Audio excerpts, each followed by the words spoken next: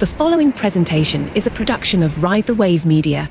Hi, this is Courtney Pearl with Practically Magick. I'm a pagan witch, card reader, healer, spiritualist, Celtic priestess, teacher, artist, and mystic seeker. I've discovered true magic and wish to share it with you. Today we have a special guest. We have Kambria Davis, who is an astrologer and is going to talk to us a little bit about the magic of the cosmos. I'm so excited to have you here, Kambria. Thank you for having me. And to start our episode, we always start out with pulling a card. So Kambria is going to give us kind of the astrology come from with this. But today I'm using my magical Nordic tarot deck. And I'm pulling a card for this episode either for something we need to know or something that you, listener, needs to know at the time that you're listening to this episode. The card that I have pulled today is number 2, the High Priestess. And the word on this card is empowerment, which is fantastic because we have like a high priestess here today to talk to us about what she's an expert in. And so this card goes so perfectly in line with what we're going to today. And just to describe a little bit about what this card looks like, there is the high priestess in her long flowing red hair.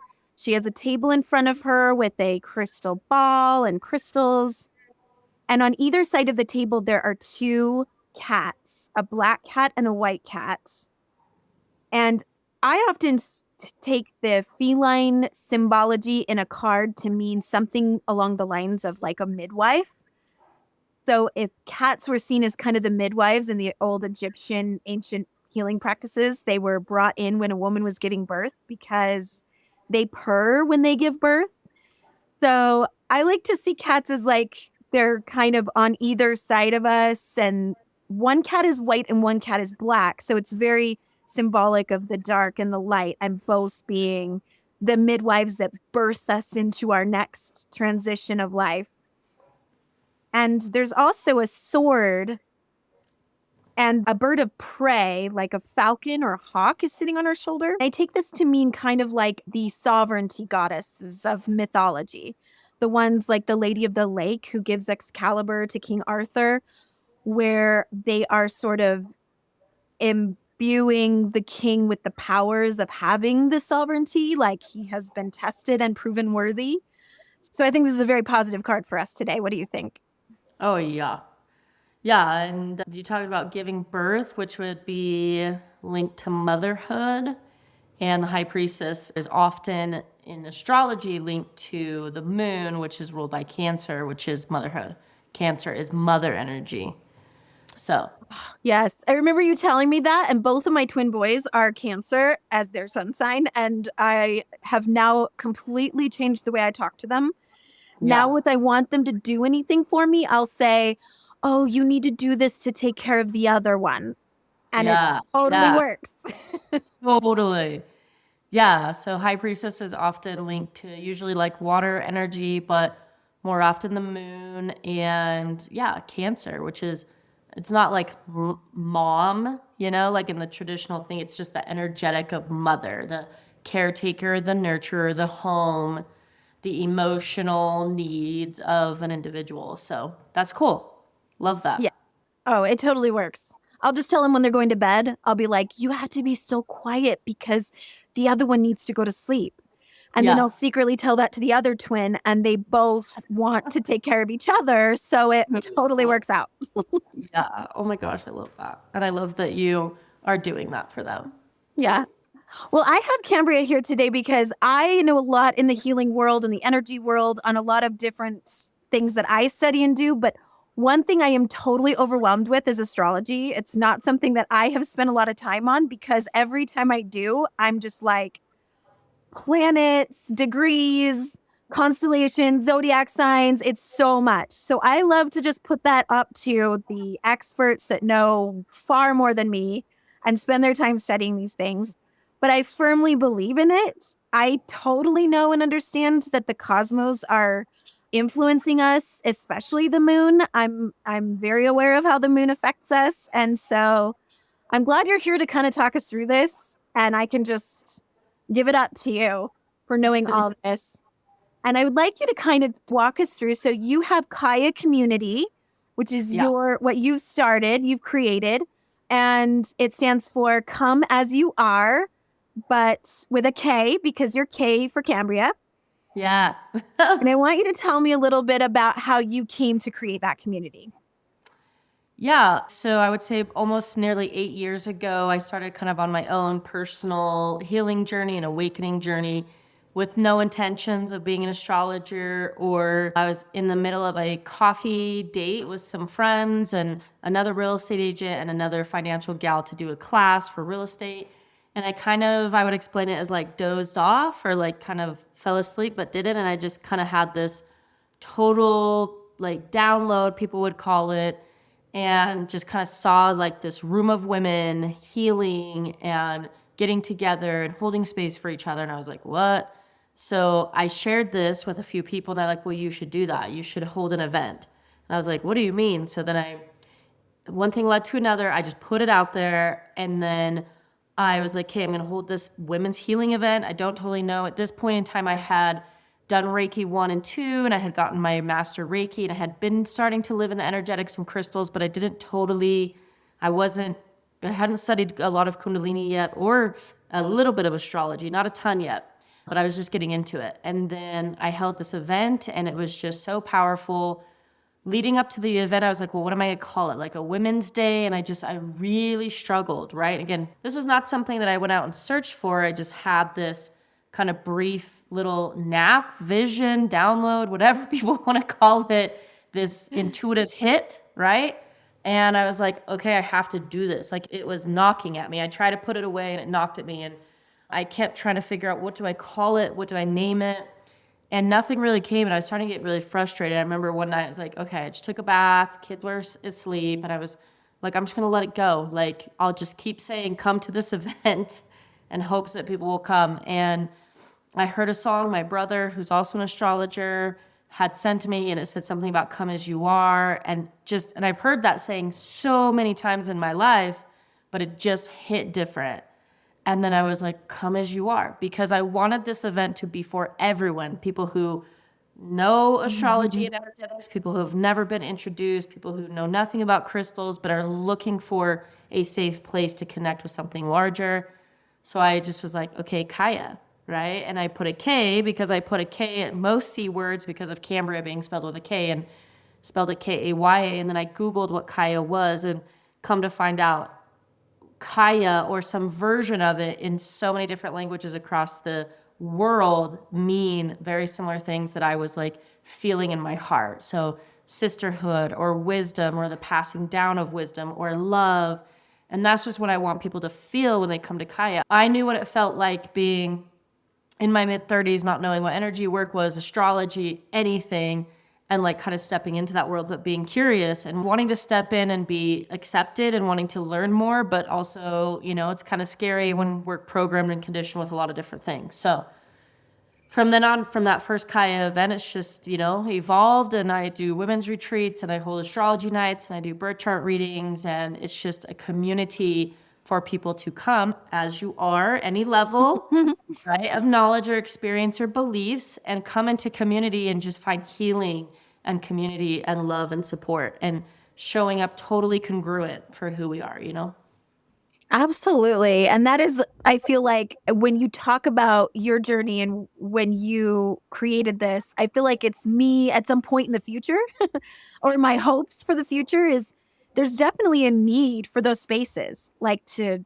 have that sisterhood, to have that you're accepted wherever you are in your journey, wherever you are coming into your own authenticity. Like we leave all judgment at the door. We don't come with our preconceived biases. We just come and embrace each other. And all of our different gifts and all of our different, everybody has different desires. Some people come to Kaya to just see their friends, and some people come because they're looking for really deep personal transformation.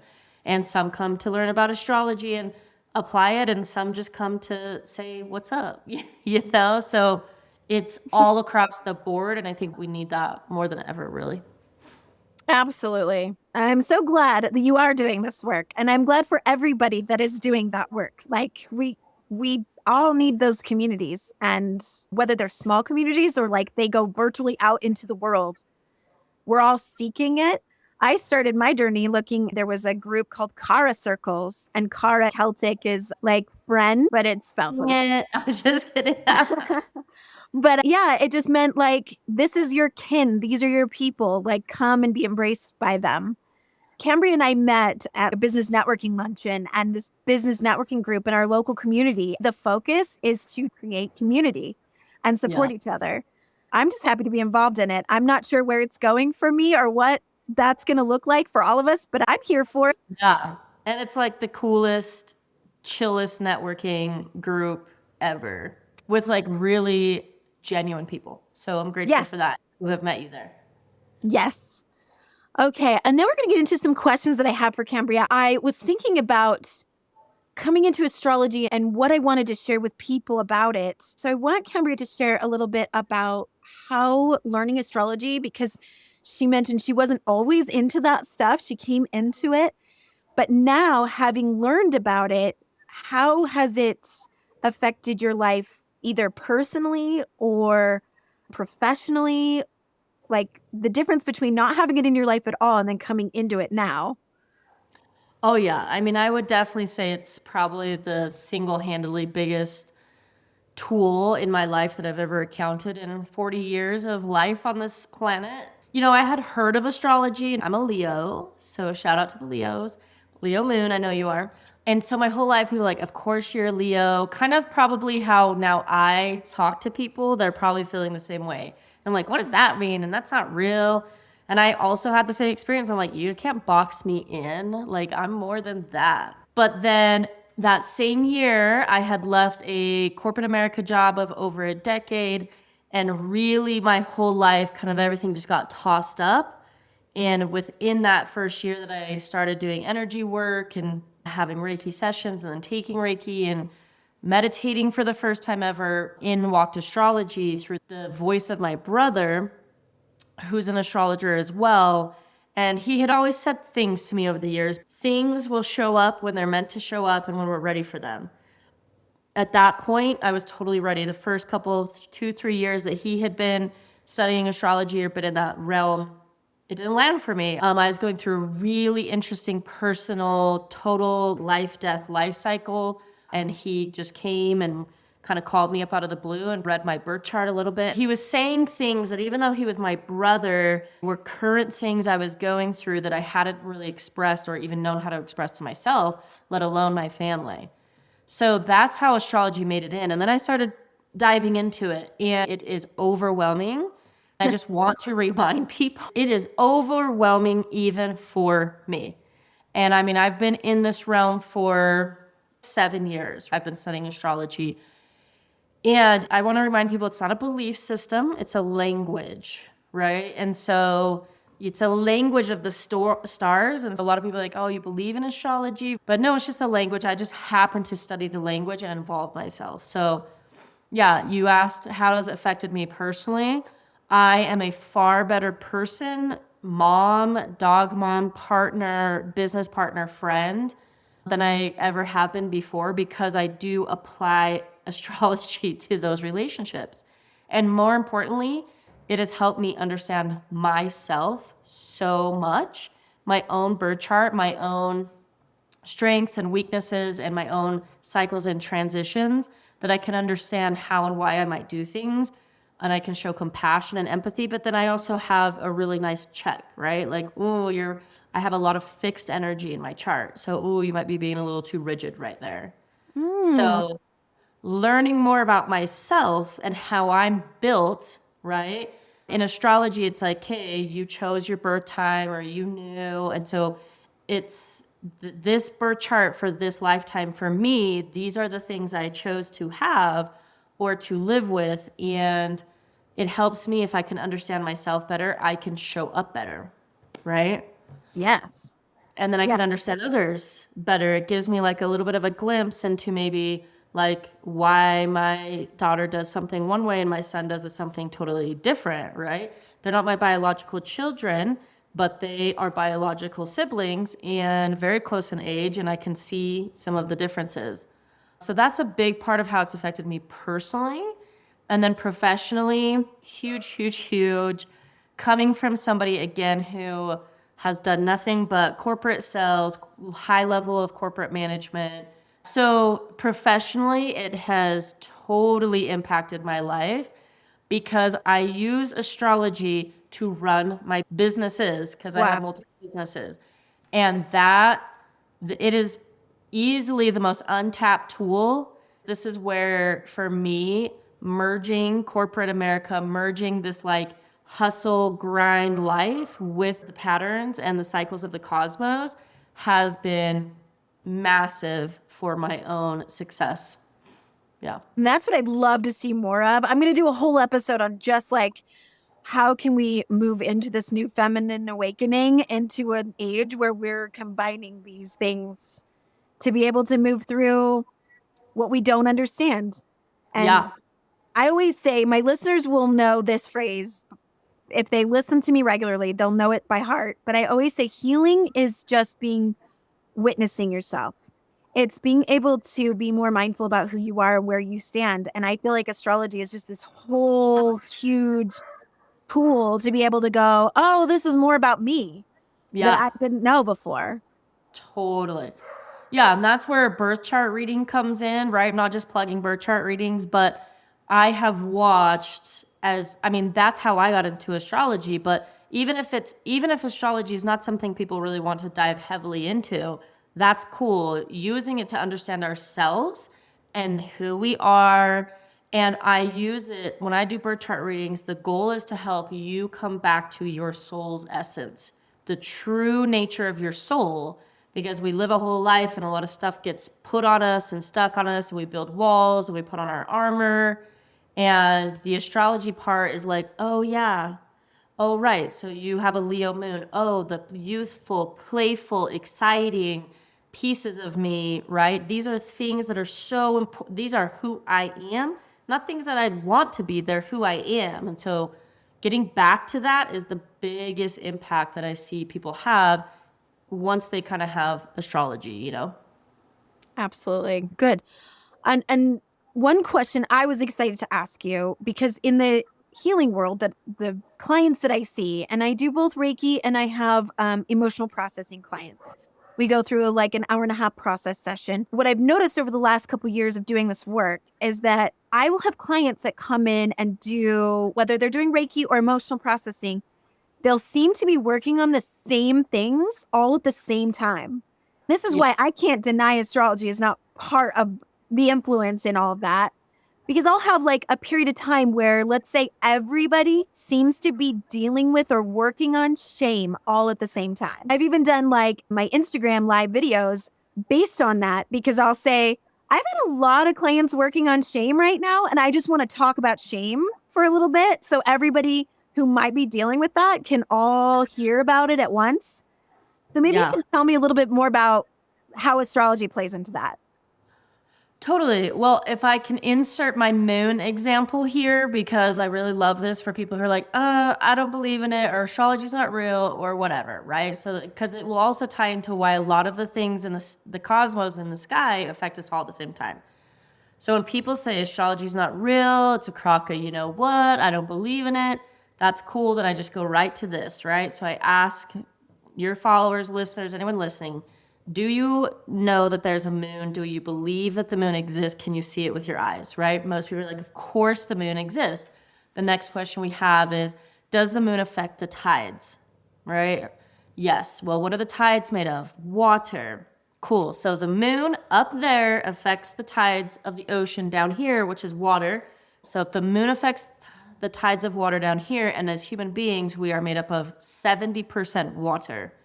Right? So if we're made up of 70% water, the moon is also affecting us, which anybody who teaches school, anybody who works in a psych ward, anybody who works in the jail system, first responders, they will all totally agree to what happens near full moon. So we're all in line here. This is not Kambria Davis trying to get you to believe in astrology. This is facts. So the moon's up there. It affects the water. We're made of water. The moon affects us, right? And if the moon is up there affecting us, what in the world makes us think that the rest does not? And anybody who also dives even into like more natural ways of healing, the sun is one of the greatest healers on the for us on the planet, right? Being out and getting natural vitamin D can do wonders for our body. So I think it would be a little comical to be like the sun and the moon are so powerful, but nothing else matters up there. Nothing else, none of those big planetary bodies. Yes, to your point, when the moon is going through its phases and its cycles from a new to a full moon, we are feeling the effects. We move in cycles as human beings, and the planet moves in cycles through seasons, right? And so we are meant to move through seasons. And it is said in the spiritual world, and just period, that men are governed by the sun and they rotate in a 24-hour period like the sun, and women who have a period or have a moon cycle, have a menstrual cycle, are governed by the moon, which is totally accurate. And we regenerate every 29 and a half-ish days, right? So that right off the bat, and then what was that book forever ago? Men are from Mars and women are from Venus, right? You ever remember hearing that book? Oh, yeah. I never read that book because, I'm a lesbian, so it's like, that doesn't super apply to me. But what's funny about that is Mars is masculine and Venus is feminine, right? Yeah. So when you have clients coming in going through the same things, it could be, what's the moon cycle? Is Mercury in a retrograde, right? What planet is in a retrograde? What planet is traveling through what sign? Because the closer that they are to the Earth, the stronger the vibration, if you ask me. And big transits can affect everybody down here. You'll see big things happen, in a retrograde period. I know there's a lot of excitement on the internet and people talking about it on the socials, like Mercury in the microwave. But Mercury retrograde is a really powerful time if it's seen and used correctly. So we're all being affected, whether we want to know it or not. It's up to you. But knowing those cycles, especially somebody like you who's a healer and holds space for people, is really potent, because then you can be like, hey, this is a time of reflection, or this is a time of action. This is a time of rest. This is a time of doing. So. Yes, perfect. And that's exactly, where I've been trying to dive into a little bit here and there, and in trusted sources of what is going on, because I can't deny that there are things going on. And even before I was into any of this, I was a teacher to little kindergartners. And like you said, I know ER nurses. I know, we're all like, yeah, definitely a full moon is coming, and we can feel it even before we look at our calendar or look in the sky. Something's up, right? And you were mentioning that there was something that we were going through right now. We just had a major, probably one of the largest transits of this decade and the next 2 decades, really. The planet Pluto, which is the furthest planet from us, just moved into the sign of Aquarius. And Pluto stays in each sign about 20-ish years. So the last time Pluto was Aquarius was during the French and American Revolution. So Pluto is the planet of death and transformation and the shadow, right? Pluto is the shadow planet, and the things that are hidden from us are the things we don't want to look at, and it's death and rebirth and it's transformation. And Aquarius is rebellion and doing things differently, and Aquarius energy is all about the collective. That's going to blow apart Ben Brown's Fresh King Benjamin show, Vibing the Apocalypse, because I feel like we've been talking about, America needs to buckle up because it's about to get crazy. Yeah. So, the French and American Revolution happened while Pluto was in Aquarius, right? Aquarius energy is about what serves humanity, not the individual. And so we're seeing that, right? And so this is a big move. People are going to start having conversations. People are going to start protesting. The people are going to say the way things have been going is not working. So there will be rebellions, because that is associated with, again, Aquarius. Aquarian energy is the rebellious ones. They are the ones that are like, this isn't working. So when the planet of death and transformation and shadow work and, going through the darkness moves into the sign of that, we will see changes. And it will, some people, when they write about it or post or hear that, they're like, they get scared, right? And it's not about being fearful. It's about understanding that deep-rooted change. It's kind of like everything needs to burn down to be Yes. built in a better way, right? Or the tower card, as we call it in tarot. We're like, we're ready for some tarot energy to get us to the next. Totally. Well, and that's the thing too, even in these terms, right? I mean, like I said, I have spoken to realtors and entrepreneurs and mortgage people about how to use astrology to improve their business. This is very unconventional. It's very different. Even for me, like I said, if 10 years ago somebody would say, Kambria, you're going to go from preaching mindset and hustle and grind and commitment and discipline, only discipline, to, hey, flow with the cycles and the seasons of your life, of the moon and the cosmos, and you will be just as successful, if not more, I would have laughed in their face. I'd have been like, what are you talking about? That is some woo-woo garbage. That is not true, Yeah. I'm excited for all of it, even if it does sound kind of like, well, we're going to have to really go through it first. I think it's like time. I'm super excited for that. Totally. So to give kind of a brief example, and I know that this isn't like doing a birth chart reading, which would be like totally in-depth, lots of information. But I was told that my sun sign is Pisces, my moon sign is Leo, and my rising sign is Libra. Cute. So I don't know. Like, again, I'm the one who, if somebody says something like, that's so Leo of you, I'm like, okay, I guess. I don't know what that means. But so if you were to give me kind of a brief, like, what does that mean about me? Yeah. What do you say? So to your point, astrology is very complicated. Everybody has where every planetary system was when they were born. That's one thing. And then there are house systems of also what influenced your Pisces sun. And then there's what degrees was the sun in Pisces when you were born? Was it 2 or were you at 29 degrees?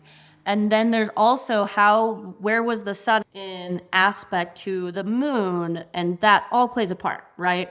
So I don't want to discount any of that now, but there are archetypes. And I actually have an online course that I taught that I'll probably refresh in soon, because I'm like, if people want to know just like basic archetypes, because right now we're in Aquarius season, okay?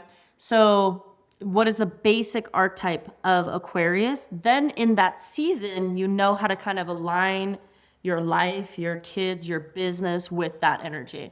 Mm-hmm. So your sun sign is your purpose, your Pisces, right? It makes total sense what you're doing. If I were to like read your birth chart and you're like, well, I'm a secretary at a front desk of a law firm, 9 to 5, and I just don't talk to anybody and I just do this paperwork on the computer, I'd be like, are you dying inside? I would. You would be.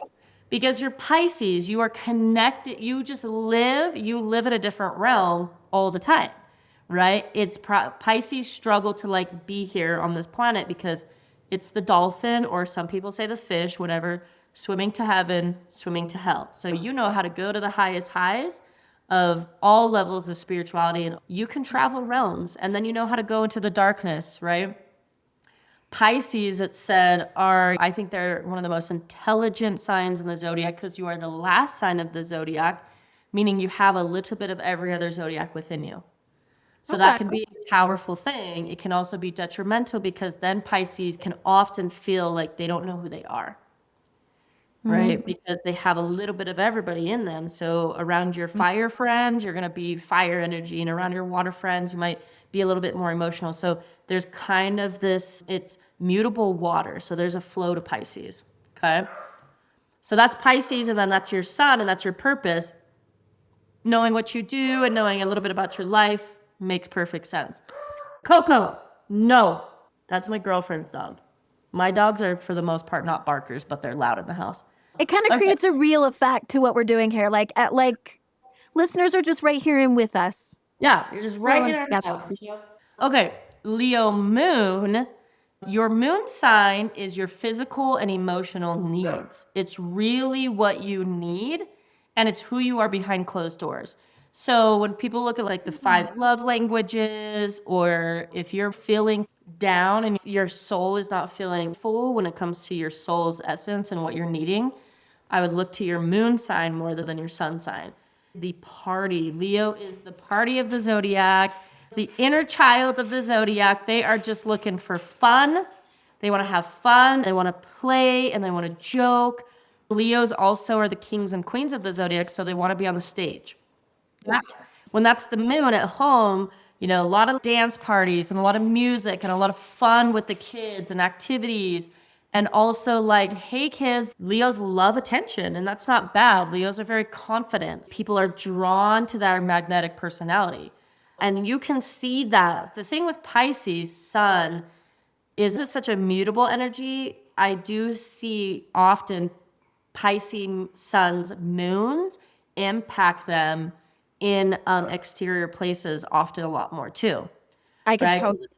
They're not like, oh, I'm a Capricorn sun and this is how I am in life. And then I go home and I'm a different There's a lot of flow with Pisces, yeah? So Leo moon, that's like fun and playful and inner child and excitement.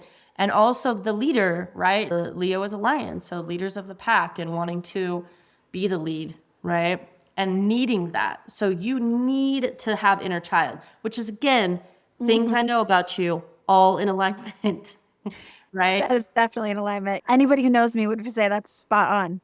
And probably like love being with your kids and doing fun activities. And you said you taught kindergarten. Yeah. So, I mean, just being around kids, Leos are kid, fun, playful energy, right? And loyal. So loyalty is really big for you. So in your interpersonal relationships, close friends, partnership, you know, if you're married, your spouse, whatever, loyalty is very important to a Leo.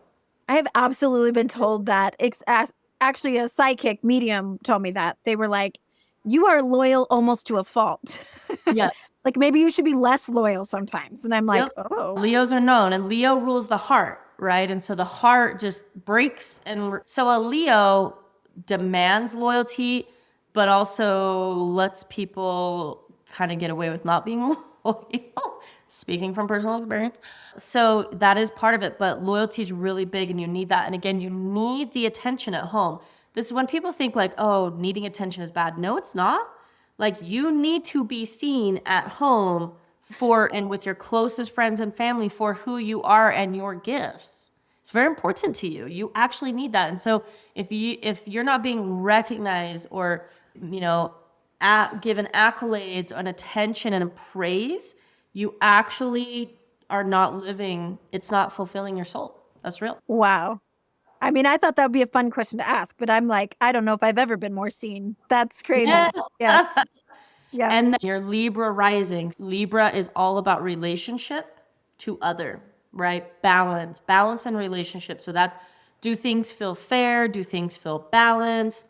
Libras are one of the easiest signs, in my opinion, to get along with because they're always concerned about the other. So, and easygoing, it is an air sign, it's a cardinal air sign, but Libra is the scales. Again, what makes things feel balanced? How can you show up and be a good partner, a good mom, a good business partner? Like Libras care about, there's my dog running through the kitchen. Libras care about the other, right? They rule relationships. So relationships are also very important to you. And I can, again, see that and feel that and know that based off of your practice. Cool. Also a phone call. You could put people on emergency bypass and they will never call you when you don't need it. But this is real. It's life. So again, the Libra is like relationships are very important to you and having those important relationships and feeling like they're balanced, right? Mm-hmm. Libras can tend to be people pleasers. Yeah. I'm doing a lot of work lately in using the word I can't more appropriately. Like just, I probably could, but for personal reasons or whatever, I can't. Like using that in my own, like setting boundaries. So I love that. So for Libra and Pisces, no is a complete sentence. Wow. Yeah.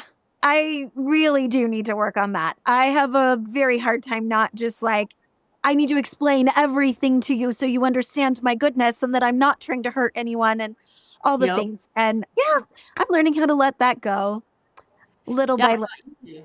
See, but what's cool about astrology is if we look at your chart, just the little bit that you told me, you're not going to ever be this like really hardcore, boundaried, distant, like no all the time person. That's just, it's actually not built into who you are. You're actually very loving, very caring. You're going to probably overdo it, over love, over show up, and over care about people. But having an awareness about that, be like, I will do that. So then just checking yourself, like, is this somebody that I want to over care for? Because I tend to do that, you know? Astrology is not about becoming something we're not. That's what I tell people the most, right? Like, it's not about being like, oh, I'm a Libra rising, so I tend to be a pushover or a people pleaser, and so I don't want to do that. No, it's about knowing that that's kind of your default. And so just having awareness and being like, okay, it's okay if I people please my spouse and my kids, but I'm not going to people please the random person at the grocery store who cut me in line. You know what I mean? Like, Yeah. Yeah. Or even just having awareness if I do want to people please or if I'm drawn to please someone, am I also going to hold resentment? And if that's true, then maybe I want to rethink that. Yeah. beautiful. Because, yeah, that is something definitely Pisces can deal with is that resentment piece because they'll be caught up in the moment with it Yeah. and be like, yeah, this is great. And then after things settle, they might be like, wait, that's not actually what I really wanted to be doing.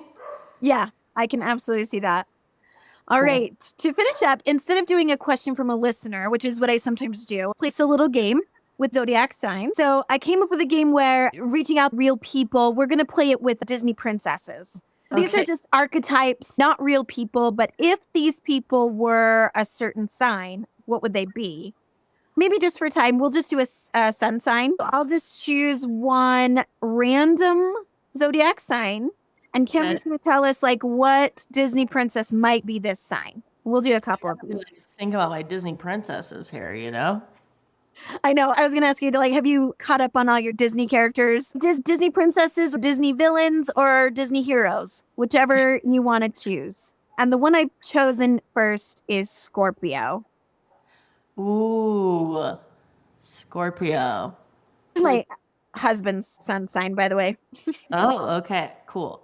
So I feel personally like Scorpio and Leo have very similar energetics, but they present opposite. So I think Scorpios are some of the most loyal out there. So I'm trying to think. Well, that's good to know for a husband. Yeah. And Leo moon, this really works very well for you, right? I don't know what his moon sign is, but Scorpio. But the Scorpios are the people you never want to cross. You never want to lie to a Scorpio. It will take you 8 years to gain their trust to begin with. You lie to a Scorpio one time, dead. Stinger, kill. I'm trying to think what Disney character would be, because I feel like Disney, a lot of people are very forgiving in Disney. Yeah. My first thought was maybe the Beast in Beauty and the Beast. Oh, totally. Because he's super not trusting and he's kind of like really distant and A while to warm up to. yes. Oh, totally. But then when she gains his trust and they show love for each other, then he's just like uber all over her, lovey-dovey. Yeah, okay. Thanks Yeah. for the pass right there. Good job, Courtney. Well, when you described it to me that way, then I was like, okay, maybe I can see who this would be. I happen to win at all the Disney trivia things. I love going to Disney, but my kids are older now, you know, so I don't watch as much Yeah. Disney. But yeah, no, I think the Beast is totally Scorpio. Scorpios are said that if they were to like drive by in their car and they were to like say you were just wave to them, they'd come by, they'd have got their limo tint, and then you wave at them and then they barely roll their window down a quarter inch, right? And you're like, oh, they're going to talk to me. Great, that's nice. And then they still have massive sunglasses on, Yep. right? So it's layered. And then it's like, okay, I'll roll down. And yes, that's what it is, right? So Scorpios have a bad rap. People are like, they're the serial killers. I'm like, no, they're actually not. They will sit back at a party. They're the observers. They're the everyone before anyone's them. but once they really believe you and trust in you, they're some of the most loyal people on the planet. Awesome. Okay, what about Virgo? Okay, so Mary Poppins, that's my favorite one. Is she That is Disney? Disney. Yeah. Okay, cool. So Mary Poppins is the queen of Virgo. That's actually the archetype I love to describe Virgo with. She comes in and she's got her processes and her step by step. And she's like, this is how we're going to take this chaos and make it beautiful and clean. And so she comes in and she just, strikes order to it all, because the mythology in astrology is that Leo is the height of summer and it's the party. It's the sun at its peak, and there's just party and Leos. We're just having a great time. And then Virgo has to come in and stop the party and be like, we have to get back to business. We cannot just party all of life. Nothing will get done. And that's Virgo. She comes in and she's like, nope, clean up the party. We got to go back to school, right? Virgo season is when all the kids stop hanging out in the summer and they get back into a routine and go to school. So Oh, yeah. That really actually kind of helps me with the timeline of that, because I can't just pick out a time of the year and be like, I know which season we're in. But that actually helps. That's really cool. And how cool that we're doing Disney characters and Virgo comes up. Mary Poppins. Awesome. love it. Okay. Well, we'll do one more real quick one. Cool. And let's do Sagittarius. Oh, okay. Who's like a traveling princess that goes to many places? Like very concerned with her freedom. Merida from Brave. That's kind of who I thought. I was like, who's the big redheaded one? Yeah. She doesn't do like a lot of traveling, but she always wants to get out. She's always like on her horse out there. Freedom. You're never going to tie a Sagittarius down. So Merida is totally Sagittarius. She wants to be free. She wants to live out there. And she wants to explore other things. So Sagittarians love to learn about other philosophies of life, other religions, other people, other ways of doing things. But they don't like to learn through books. They like to learn through lived experience. Yes. Okay. Good. Yeah. Perfect. Oh, that's awesome. That was super fun. I enjoyed that. Yeah, that's great. That's a great challenge. Thanks. Got to work on my Disney.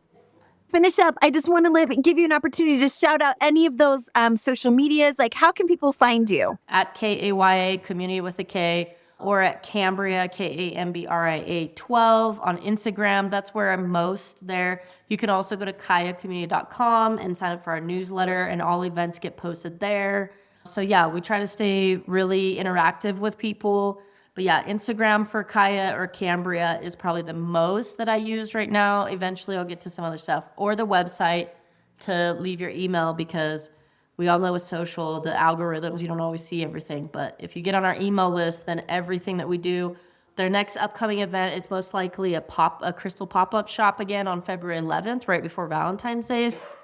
Yeah, that's okay. I don't know if we'll be able to include that because it might air after that. Yeah, I was tell Blade to do that. But yeah, so kayacommunity.com is probably one of the easiest ways, and get your email on there so we can keep you updated on events. Yeah. And on your website is where people can get in touch with you to schedule like birth chart. On Instagram, there's just like a link tree with all the services, private sound bath. If they want to do a birth chart reading, right, I can mix in some of those. Some people, I did like a little private group birth chart reading and a private sound bath for somebody they bought that for their friends for Christmas. And that was super fun. And I love sound baths. I'm not a sound healer. I do drumming, but I don't do sound healing. And I love a good sound bath. Yeah. That's one of my favorite things to do. Yeah. Awesome. And that's a really cool way. I mean, obviously individual, but then sitting around with some of your closest friends and hear like what I just said to you real briefly, learning that about 3 or 4 of your most important people in your life can make a really big difference in improving relationships. Oh, yeah. That would be amazing. That's awesome. All right. Well, thank you so much for joining us today. I'm so glad that we got a chance to have this chat. And as always, you guys can get a hold of me on my Instagram at prism_healing and Facebook. I am Courtney Pearl, or my website, which is prism-healing.com. And I would love for my listeners to reach out to me and private message me any questions that you might have about anything magic or healing or energy related so that we can feature them on future episodes. And I would like to thank Just Blaine at Ride the Wave Media and Bex, Daybreak Treasures Boutique for featuring me as an artist and sponsoring my events. And go do some magic in the world. We'll see you next time.